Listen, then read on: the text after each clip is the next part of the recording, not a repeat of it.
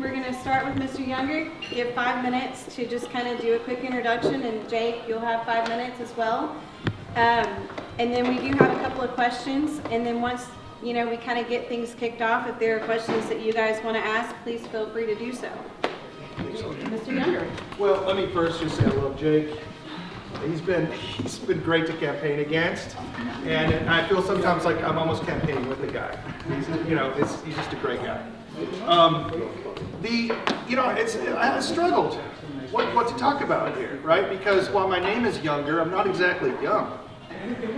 So how do I talk to young Republicans? Well, first of all, does anybody here not know why I'm running?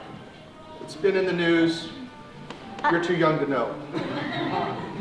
Okay, so I'm not going to waste any time on that. That's my motivation to run. I really got to see the legislature fail, and I saw it fail in big ways. Not just on 1399, which is the bill that I authored, but on the bills that I authored in the Senate. We almost failed in the Senate with those bills.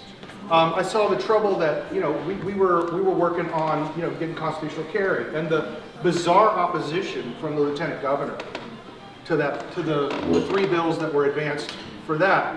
And it took us 21 years. We got control of all 3 branches of government. Republicans got control of it 21 years ago. And it took us 21 years to get constitutional carry. And that's just not going to work, right? So what I saw in the legislature was a kind of internal opposition within the Republican Party, which I call the establishment. So when I refer to that, I'm going to talk about people who opposed constitutional carry, people who opposed banning sex-change surgeries on children. People have consistently opposed us for 21 years. So I felt like I had figured out a lot of what was causing it, both structural things like how we elect the Speaker of the House is broken. As long as we continue to elect the Speaker of the House in Texas the way we do, you're going to always get a liberal Speaker of the House. It's a procedural thing. I don't know if you know how it works. Dan Phelan's been out going to Democrat fundraisers for the last 6 months. He's raising a lot of money for Democrats. He'll get their votes, and then he's going to come to the Republican caucus, and he's going to say, look, I've got all these Democrat votes. It only takes 10 of you to defect. And if you vote against me, you won't pass any bills and you won't get any committee memberships. And you can ask Brian Slayton about that. He didn't even get a committee membership. Okay? So there's procedural issues with how we're doing that. So there's a lot of stuff that I learned. And I think because of my, I became a resource for other legislators. I developed a parliamentary strategy that Slayton used with amendments to bring the House to, we shut down the House 3 straight days, right? We forced really embarrassing votes until they took up our bill and got it into committee. That's how I got my bill into committee. They didn't want to send my bill to committee. So I said, well, I'll just shut down the House until you do it. So they sent it to committee. Then I had to do other things in committee. So I became a resource for parliamentary strategies for several of the members of the House. I wrote several bills for them. We sent those off to the Texas, what we call Texas Ledge, which are the lawyers that sort of make the bills into legalese. What you may not know is that it's inhabited by Democrat lawyers. And so one of the reasons our legislation often fails is that these lawyers will put in mistakes in the bill, which are highly technical, and which create points of order so Democrats can tank them on the floor. So one of the things I did was find lawyers on our side who were willing for free to vet those legislation and take out those points of order.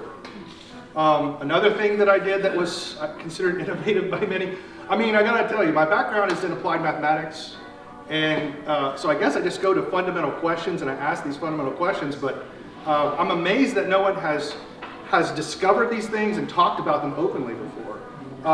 My bill was killed in the calendar committee, and who has been told about tagging? The Democrats have tagged the bill? Yeah. Democrats, so I investigated this in the rules, it doesn't exist. It's simply a courtesy that Republican chairmen of the calendar committee have extended to Democrats for 21 years to let them delay bills that the establishment doesn't want, so that the person who proposed the bill can say, look how conservative I am, I got my bill through committee, and then it gets killed and never gets a vote, and the establishment's happy because it didn't get passed. So both sides are happy. So I just exposed the tagging, I put a lot of pressure on the committee. They eventually voted my bill out, but on a good tranche. I got a tranche of bills. If you know how the calendars work in the House, they're voted on in tranches. I got on a good tranche, but behind 600 bills. So that's how they killed my bill. So I also kind of, before I came up here, thought, well, what issues would be important to youth, to young people? I think if you look at my issues page, family formation is one of the top issues that I talk about. And I don't think Republicans do a good job of dealing with this issue.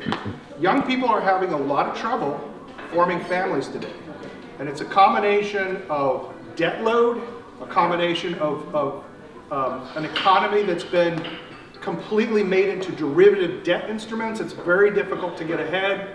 A combination of strange HR practices which have become institutionalized in large companies, which prevent young people from moving up, or in some cases from forming their own businesses. Regulatory apparatus and access to capital for business, which I think discriminates against youth, and it certainly did me.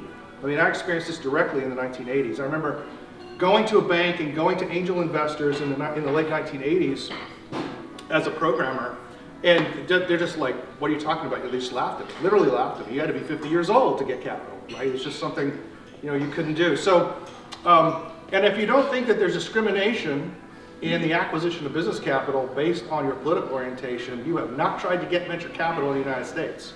Because if you are a conservative, you are not getting venture capital. It just isn't out there for you. Venture capitalists won't deal with you. There's no accident that almost all these tech companies are run by leftists. They were the only ones with access to capital. So I also have looked at what causes young families to fail.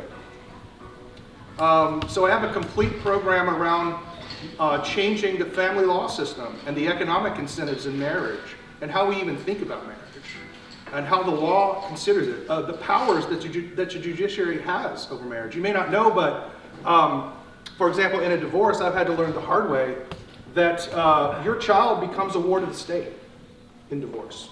All of the constitutional rights that your child had are just completely thrown away. A judge will decide how to raise your children, and you're going to have to pay for it and do all the work. You may not know it, but you also become a ward of the state. So, like for example, I've been in court for 7 straight years. I've been under temporary orders. These temporary orders for 7 years have restricted my ability to travel internationally. All of my financial transactions are scrutinized by a judge. Every single line item on my credit cards is analyzed by a judge. And that doesn't go away until my children are 26. So there's a whole number of privacy rights and other things that I think are disincentivizing youth from forming families and staying with their families. And I want to fix that. Other issues that I believe it or not, I have young family members that talk to me about stuff all the time. Most of them, unfortunately, have been in public schools. So we have some pretty tough conversations. But the issues around school and what college is and what it, if you look at the European system, in some ways I hate it because you get tracked at 12, and you go into the sciences or the humanities, and if you don't have a degree by the time you're 24, you're done. You can't ever get one again. That's why all these foreign students come over here.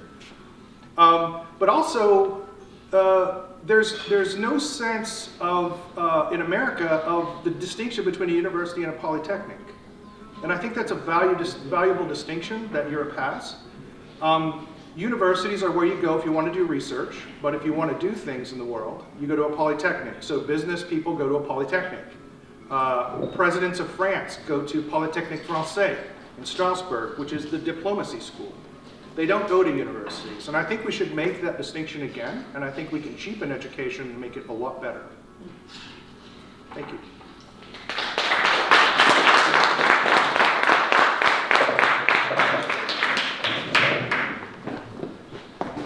Hey everybody, my name is Jake Collier. I'm the other candidate running for state representative in House District 63. I got really interested in politics whenever I was in high school. Whenever Obama was running for president, I started to see that there's a future that may not be very good in the next 10, 15 years or so. And I remember telling everybody in my school, I told all my friends, my teachers, this guy's going to screw up, this guy's going to make a lot of mistakes, and I'm going to run for office one day and fix a lot of the errors that are done within that time. Then I didn't understand how much worse it could be. And as I got older, I realized some of the areas that I really need to get involved with were in the youth and, the younger generation. And so since I've been about 20, 21 years old, I've volunteered in churches, in the community, in school districts. I've gotten really close with a lot of people's families, a lot of my students, everything like that. And so I've been able to see a lot of the issues and a lot of the things that people deal with, every little bitty thing. I mean, I was, a counselor half the time that I've been in ministry.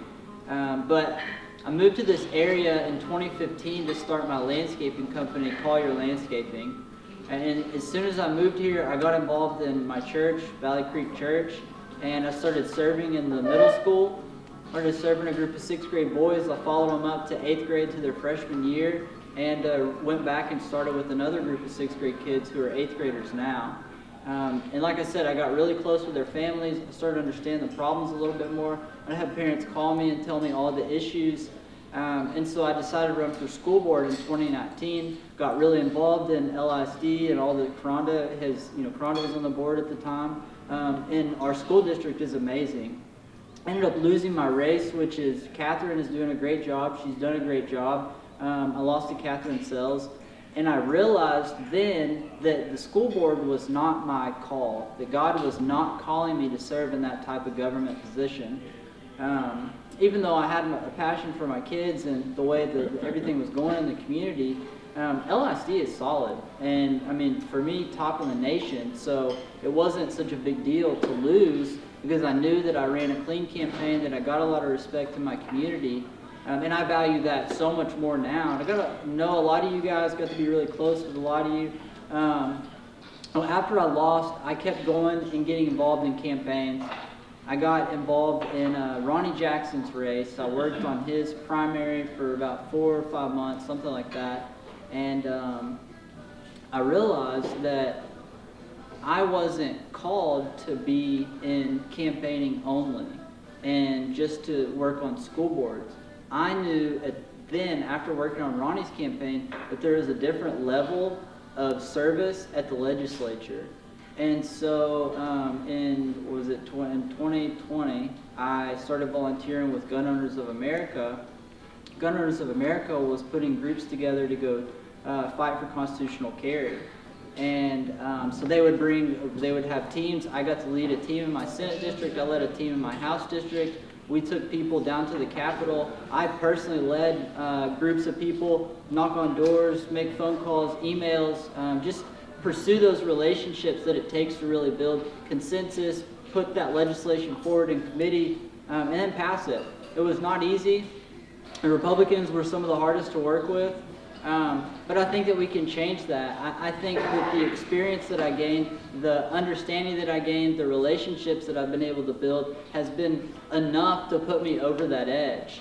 And I know now from serving in my community, from being involved in politics and understanding the way that government functions, I know that God is calling me to work at the legislature again. And I know, I'm very confident that I'm going to win my race. Jeff's a great guy, Ben's a great guy, Nick's a great guy, but we need youth. We need young people who have energy and are capable to lead the future.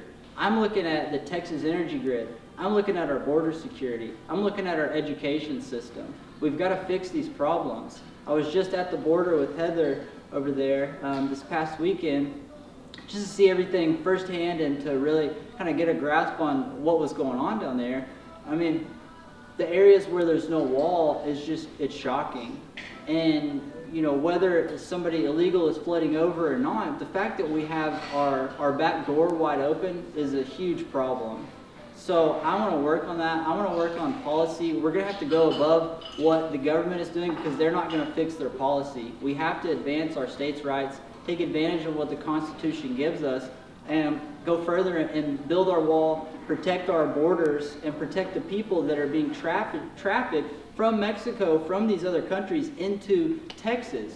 We're literally the corridor for their trafficking. That is completely unacceptable. And I won't sit back and let that happen. We're going to fight for that. We're going to make change in Texas. Those little boys and girls who are being trafficked, who are being sexually abused every single day, it just makes me sick to my stomach.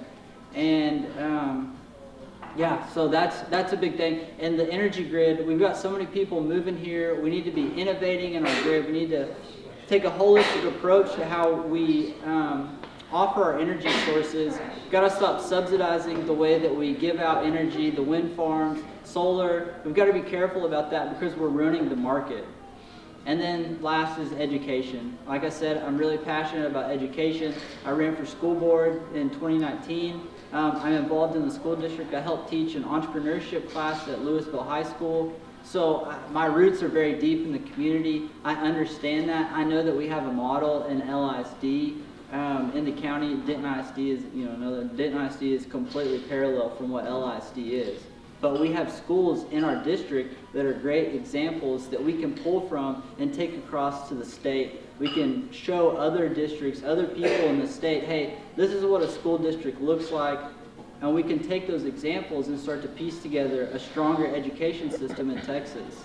Because we've got to focus on experience learning. We've got to give our kids opportunities for trade schools so they can get out of high school and have a job, have a career whenever they're 18. I mean, whenever I got out of high school, if I had had somebody teach me a trade, somebody took me, if I had done a plumbing school, I could make so much money doing that trade. What's a college education, a 4-year education, degree, debt, whenever you can have a job and figure out the direction that you want to go because you have a strong income at a very young age.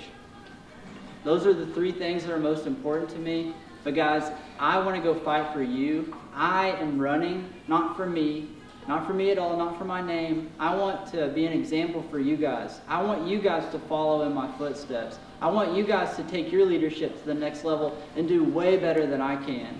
So please support me. Tell your friends. If you guys can donate, go to jakefortx.com. Thank you very much.